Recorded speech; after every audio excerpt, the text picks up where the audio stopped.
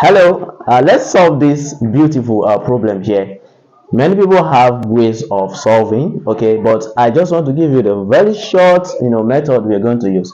So now it's actually, word, okay, but it's still, beautiful. Now we have x root x equals 27. So first of all, we know that if we must get the real number of x, the x cannot be, the x must be greater than 0.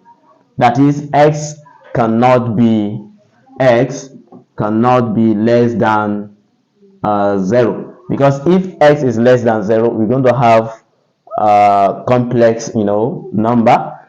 Then also, if x is 0, because everything at the left hand side will be 0, and 0 is not 27. Okay, so now that is the range of values of x we can have. So now quickly let's solve this.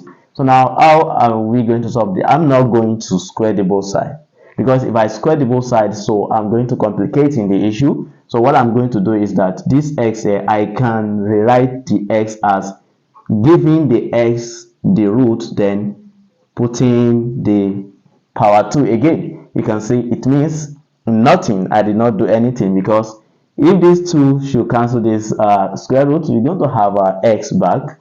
Then we have this root x before, then equals 27. So now the next thing we're going to do, you can see that this root x can actually be like power 1.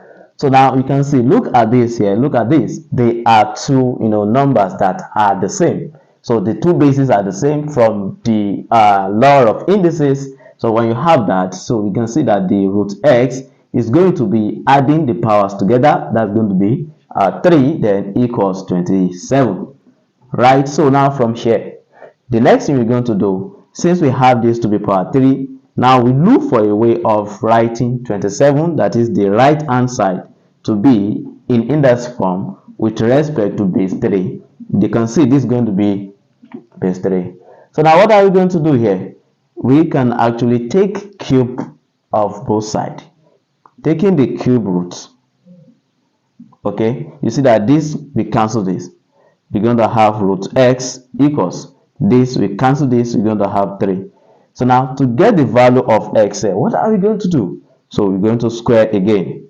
When you square it, this, we cancel this, we have x equals, then 3 to the power of 2 means, 3 to the power of 2 means when x or 3 multiply itself 2 times, then we have x to be 9. So we have a solution to the 9. Now let's check. 9 into brackets here, root 9, is it going to give us 27? Yes, because root 9 is 3. 9 times 3, you can see 27. So 27 is equals to 27. 27 equals 27. So therefore we have the value of x to be 9. Thank you for watching. Bye bye.